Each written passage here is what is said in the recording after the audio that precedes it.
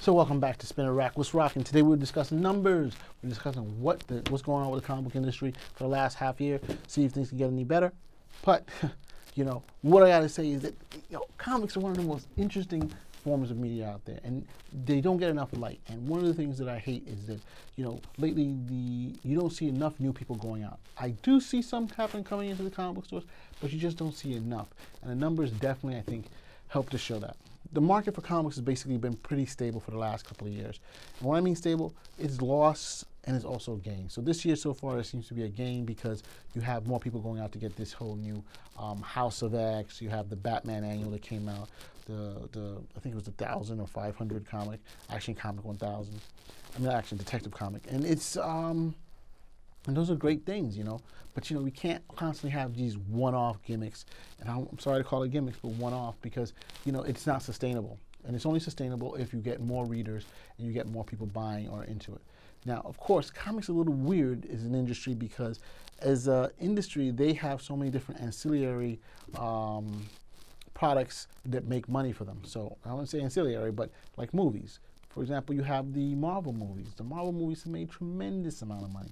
The last movie right now made $2.8 billion. And we're talking about Marvel Infinity War, Marvel's Infinity War Endgame. I mean, $2.8 billion. The other one made over $2 billion. I mean, you're talking about tremendous amount of money. Comics, they're lucky if they make a couple $1 million in a year. And I think overall, probably $100 million. I mean, it's nowhere, the money coming in for comics is nowhere near the money coming in for the movies. And also, let's not even forget merchandising. Merchandising for comics are tremendous. You have money coming in the wazoo from T-shirts, from other paraphernalia, from books, from stickers. I mean, it's just anything you can. Digital holders, iPad covers. It's just tremendous. So when you talk about the comics, this stuff is generating money and turning off the other comics. These different type of lines of business are turning off and adding more money towards the down. So the corporate parent, like Warner Brothers, they're like, oh, well, you know what? The movies didn't make a lot of money, but, they did generate a whole bunch of ticket sales to our theme park, to the Superman ride. And it did generate a bunch of money to our T-shirt sales for Superman and for Batman, or it did generate like the movies, while not a huge hit, they did make $1 billion. I mean, you're like, whoa, And the comics, hey, so, we're just going to continue siphoning your ideas or messing those ideas up because we think we know better. Because I think I've always said this before. This is how it usually works. Comics make millions. TV shows make tens of millions. Movies make hundreds of millions to billions. And so every time you have a director in each of those, and the director in the comic book is the editor and the writer and the artist, and the TV show, the director and the producer, and the movies is the director and whoever the producer is, or the showrunner for the movie. So what happens is that each of them are going to say, this is what I think is more important. I know my audience. And if you look at the audience, clearly, the progression goes up. The more the TV, the media, the more people see, the more money they're willing to spend. Not quite as much on the original product, but on the end product it is. And so that's why the Marvel Infinity Endgame, Marvel Infinity Wars, those movies are different, substantially different from what happened in Marvel in the Infinity Stones, the Infinity War with Thanos originally in the comic books. This is just totally different. There's apples and oranges. The same thing happens with Game of Thrones. What's in the movie, what's in the books doesn't necessarily match up what's in the TV show. I mean, yeah, we know George was taking forever to write it, but still, even before then, they had to cut out a whole bunch of stuff. In The Lord of the Rings, same thing, they had to cut out a bunch of stuff. So this is the thing, this is the world we're living in. This is the type of things that we have to deal with. So with comic books, getting back to the sales and stuff like that, the sales have roughly been the same for the last couple of years. Yeah, there have been some dips and lows, but it hasn't been dramatic enough to say, hey, this is totally going down. But we know the market is not growing enough, particularly with the amount of young people going into the market, reading stuff and buying stuff, because most of the stuff is going towards web entertainment. It's going to video games and other media. So I mean, when comic books are there, you're competing against other things. other medias. And let's not even forget, within the written market, such as books, magazines, newspapers, they're competing there too, you know. And that is is not a pie that's growing a huge amount. Though you are seeing tons of books like on Amazon, and people are consuming a lot of books on electronic format, such as a Kindle on your iPhone, for example, Kobo Reader. But and one of the things I've constantly said is that you have to try different things to get your product out. Yes, the comic book readers, like let's say for example, DC has done that. They've done book formats of their comics, and they've come out with original book formats. And I think they're pretty smart about that. You know, they have YA writers coming in and writing stuff about their books, and I'm hoping that will help to expand that particular genre. But another thing too is they're developing other characters, and not just the Spider-Man, not the Batman. I think the one they're doing is Raven. One of the books is Raven. Another one they had Catwoman. So what's happening is that you're developing characters who are not necessarily primary characters, but secondary characters, or strong secondary characters with history and background to help develop them, and also broaden your appeal. I mean, it's just like, come on, it's not without thinking. It's the way to go, you know. If not, you're going to drop. So one of the things I want to say is that Marvel was slammed because, not Marvel, DC was slammed. DC decided that they wanted to reduce the amount of comics they were producing because it would be less profitable and stuff like that. So in doing that, they decided that, you know, they go from 100 to 75. And guess what? It was profitable because their costs went down and they were basically making a little bit more, you know. But what tends to happen is that they lost, with 25 open spots in a comic book shop. What did Marvel do? They just flooded the market. They added more comics, particularly some of their True Believer comics. And those are the comics that go for like $1. And those are the old reprints of old comics. And they just put them out there for the market to just take over more market share. And one thing about market share is when you see a comic book company expanding, such as Marvel, where now they have like 50% of the space on the comic books walls, you're like, whoa, what's happening to DC? Does Marvel have more stories or people buying more stuff? What's going on here?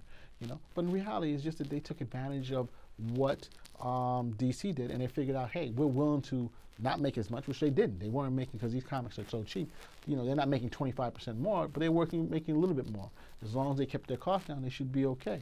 While DC, well, their costs were down and they're making more, and so they're like, oh, but DC now has decided they're going to have to pump up the amount of comics they are because you have to compete. And, you know, one thing with comics is because there are so many sub-genres within the comic book company, you sometimes need to do that and have somebody available so that when something hits off, it hits, you know. Who would have thought that Batman Deceased would have been a decent hit? Who would have thought Batman Who Laughs or Dark or the Justice League Dark would have been? I wasn't projecting that. I mean, I look back now at War of the Realms, and I don't think that was a huge hit, you know, and they wanted us to buy like 30 comics. But this House of X, it looks as though it could be one of the big hits of the year, and maybe a definitive thing in the whole X-Men storyline, anthology, and stuff like that. So I'm like, yo, let's rock it. But we got to constantly push it out to see who's there and what's going on and how best to attract more readers and get something in. Right now, the market share for Marvel is over 40%. Anywhere between 40-45%. And DC is averaging around 26, 27, 28, around that whole area. You know, the closest competitor to either one is Image, and they're getting around, they're in the 8%, 8.5%, 8, a little under 9%. So, you know, and those are the big three. After that, it drops to 4% with IDW, and the others go 2 to 1%. So, you know, the main guys who are moving this market are going to be Marvel and DC. And because they have a strong stable of characters, a strong stable of stories, they're able to maintain. But then you have this whole dichotomy that we keep having, that you have a lot of older buyers, and older buyers want to see the stuff that they grew up with, and they don't want to see changes. And Marvel did that whole thing where they were changing everything to make it more socially acceptable. And we've, on this show, have constantly said this is not necessarily the way to go. And, you know, people have knocked us for it, and people have praised us for it. You know, all I've always said is that, you know, there's stronger characters out there, and you sometimes need to push them or develop them. You know, there's a whole, between Marvel and DC, they have thousands of characters. But if they decide to take the time to try and develop a little more, you can do something different. You know, not every character blows up, but who blows up like a Harley Quinn? You You know, they re put out Captain Marvel, and she did $1 billion movie. There's tons. Shang-Chi's coming out. We'll see how that goes. I think it's going to do well, you know. But there's tons of characters to put out, and the only way to do that, if you're not putting anything out and you're being a very specialized, small group, and it's all. And unfortunately, DC is basically, let's call it what it is. It's a Batman-centered world there. You know, it's Batman and everybody else. You know, Batman and its affiliated titles and everybody else. What are you going to do? You know. Another thing that I see with the comics that's going on is that you have these comics. Yeah, well, the sales have been stable. You know, they've increased the prices.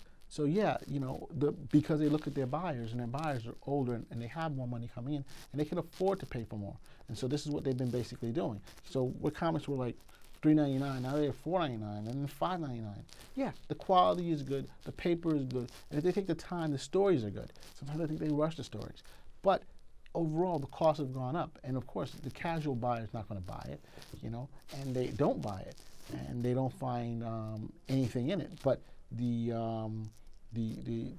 regular buyers and the collectors, and I think that's the collectors, because when you have all these different variants, no one's going to be reading all these variants for a different story. You get one story, and you collect the variants, and the variants are going to be there for what? To hold on to sell, you know. So you have this issue where there's a possibility it could start being a bubble, where you have all these variants out there trying to sell to a small market, and what happens usually, a movie comes out and then they flood the market with all this stuff. Or something, you hear something about the story, or something becomes rare, or someone becomes famous. You never know. All these different things happen. And we're also seeing that with things popping off. You have The Boys that came off with Hickman. Not Hickman. Is it Hickman? It's not Hickman. I forgot his name. Ennis, I believe. Garth Ennis. You know, that's blown up. And then you have The Umbrella Academy. You know, and these are all hits that are happening. If you have these comics in the past, now they're worth a lot of money. You know. So I see why people do it, but that doesn't necessarily move the market forward. It doesn't grow the market per se. What it does is just say, hey, we have these comics here, and we're just trying to make as much money as we can. And that's not the way to go. You have to make stories open and appealing. You have to make stories that have readers and people feel that they can connect with. And that's the only way you're going to ever expand. And that's just my take on it. And DC, I think by going back to writing more stories and having more characters out there, that's the way to go. It may not be as profitable as Batman, because we all know Batman sells like there's no tomorrow, even though some of those stories suck. And I'm going to say it right now, some of those stories suck. But others are pretty good, you know? And I guess that's the thing you have with Batman. Some of the stories are going to be suck. Batman is very a dark character, you know, in these times. Yes, you know, he has a strong moral compass, but there are other characters of light, like you have in Marvel. You have Spider-Man. You don't have a character who's a tentpole character, which is, let's say what it is. Batman is a tentpole character of DC right now, whereas Marvel is a little bit more spread out. You have different groups. You have the Spider-Man group. You have the X-Men group. Thor is pretty big. I mean, Thor was the linchpin for the whole War of the Realms, you know, and they make a difference. Wolverine is a linchpin for, or one of the main linchpins for Marvel, the X-Men. But in DC, it's basically just Batman. And unless they can somehow diversify, Batman, and of course the exploding popularity of